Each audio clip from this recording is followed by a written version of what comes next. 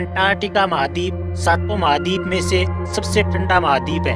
Antarctica महाद्वीप पूरे साल भर में बड़े बड़े बर्फ के पहाड़ों से पूरी तरह से घिरा रहता है। यह स्वर्ग के समान दिखने वाली जगह पर लंबे समय तक रहना नरक से कम नहीं है। जी हाँ, आज बात करने वाले हैं अंटार्कटिका महाद्वीप के बारे में। अंटार्कटिका महाद्वीप का क्षेत्रफल 14 करोड़ वर्ग किलोमीटर है। इनको क्षेत्रफल की दृष्टि से देखा जाए तो यह ऑस्ट्रेलिया महाद्वीप से भी बड़ा है। अंटार्कटिका को ठंडा रेगिस्तान भी कहा जाता है क्योंकि यहाँ पूरे साल भर में केवल 200 मिलीमीटर ही बारिश होती है और अंटार्कटिका औसत रूप से विश्व का सबसे ठंडा, शुष्क और तेज हवाओं वाला महाद्वीप है। इस महाद्वीप पर कुछ जगहों पर तो लगभग 320 किलोमीटर प्रति घंटा की स्पीड से हवाएं चलती हैं। वैसे तो अंटार्कटिका महाद्वीप में कोई स्थायी निवासी नहीं है, लेकिन यहाँ पर अलग अलग देशों के रिसर्च सेंटर होने के कारण हर साल लगभग 1000 से 5000 लोग मौजूद रहते हैं और ये रिसर्च सेंटर पूरे अंटार्कटिका महाद्वीप पर फैले हुए हैं।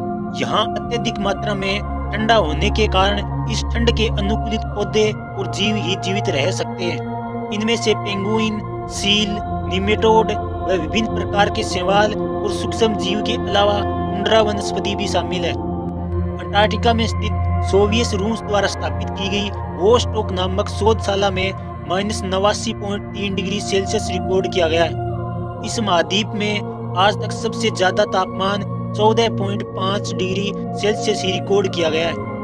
आज से लगभग 53 लाख साल पहले अंटार्कटिका बहुत गर्म स्थान हुआ करता था। उस समय यहाँ का तापमान 20 डिग्री सेल्सियस से भी अधिक था। शीत ऋतु और ग्रीष्म ऋतु में अंटार्कटिका महाद्वीप का अलग अलग आकार होने के कारण इसे गतिशील महाद्वीप भी कहा जाता है। अंटार्कटिका में मौजूद बर्फ की औसत मोटाई लगभग 1.6 किलोमीटर है और इस पूरी पृथ्वी पर 90% साफ पानी अंटार्कटिका में बर्फ के रूप में मौजूद है। अंटार्कटिका में विदा नामक की सबसे खारे पानी की झील भी मौजूद है और इनके लवणता की बात की जाए तो इनकी लवणता मृत सागर के बराबर है, जो कि 19 मीटर मोटी बर्फ से पूरी तरह से ढकी हुई है। इस महाद्वीप पर कील नामक मछली भी पाई जाती है, जो कि हमेशा झुंडों में रहती है और अंटार्कटिका में लाइकेन व मोस अंटार्कटिका की मुख्य वनस्पति है। इस पूरी पृथ्वी पर केवल अंटार्कटिका ही एक ऐसा महाद्वीप है जहां पर सांप बिल्कुल नहीं पाए जाते।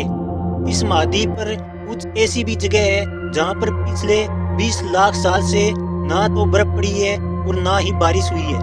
अंटार्कटिका का 98% भाग सदा बर्फ से ढका रहता है, इसलिए इसे श्वेत महाद्वीप भी कहा जाता है। आपको बता दें कि अंटार्कटिका में एक न्यूक्लियर पावर स्टेशन भी है जिनका नाम McMurdo स्टेशन है और यह पावर स्टेशन सन 1962 से यहाँ चल रहा है। इस महाद्वीप पर एकमात्र माउंट इरेब्स नामक सक्रिय ज्वालामुखी मौजूद है और अंटार्कटिका की सबसे ऊंची चोटी का नाम माउंट विल्सन मासिप है। अंटार्कटिका महाद्वीप में खनिज के भी प्रचुर मात्रा में भंडार पाए जाते हैं, जिनमें सोना, चांदी, कोयला, मैंगनीज, कॉपर, यूरेनियम, प्लेटिनम आदि मौजूद है।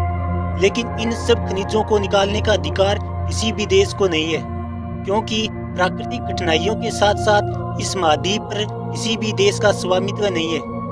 अंटार्कटिका महाद्वीप को विज्ञान के लिए समर्पित महाद्वीप भी कहा जाता है, क्योंकि इस महाद्वीप पर विभिन्न देशों के साइंस रिसर्च सेंटर, जो कि अंटार्कटिका महाद्वीप की जलवायु, खनिज, वनस्पति विज्ञान, भूविज्ञान तथा अंटार्कटिक महाद्वीप की संरचना आदि पर जानकारी प्राप्त करने के लिए बनाए गए हैं।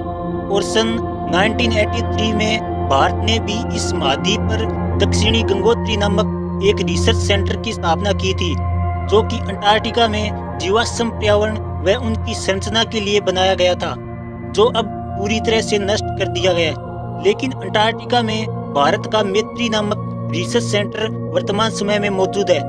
सन 1959 में 12 देशों ने अंटार्कटिका संधि पर हस्ताक्षर किए थे और वर्तमान समय की बात की जाए तो अब तक 46 देशों ने इस संधि पर हस्ताक्षर किए। अंटार्कटिका महाद्वीप की खोज का सर्वप्रथम प्रयास अंग्रेज नाविक जेम्स कुक के द्वारा किया गया। सन 1774 में जेम्स कुक अंटार्कटिका के दक्षिण में स्थित भूभाग की खोज के लिए निकल पड़ा और कुछ दिनों के बाद उसे बर्फ की बहुत बड़ी दीवार दिखाई दी। उन्होंने यह अंदाजा लगाया कि इस दीवार के आगे जमीन हो सकती है और इसका यह अंदाजा बिल्कुल सही निकला। जेम्स कुक अंटार्कटिका के बिल्कुल पास पहुंच चुके थे, लेकिन मनुष्य को अंटार्कटिका पर पैर रखने के लिए लगभग 70 साल और लग गए, क्योंकि जेम्स कुक को अंटार्कटिका तट से 121 किलोमीटर की दूरी से जमी हुई बर्फ के चलते वापस लौटना पड़ा। इस महाद्वीप की मुख्य भूमि की खोज करने का श्रेय फेबियन वेल्लिंगशॉसेन को जाता है, जिसने वोस्टॉक नामक जहाज पर सवार होकर इसके मुख्य भूमि तक पहुंचा और इस महाद्वीप की खोज की। आज के लिए बस इतना ही। आपको यह वीडियो कैसा लगा कमेंट बॉक्स में लिखकर जरूर बताएं।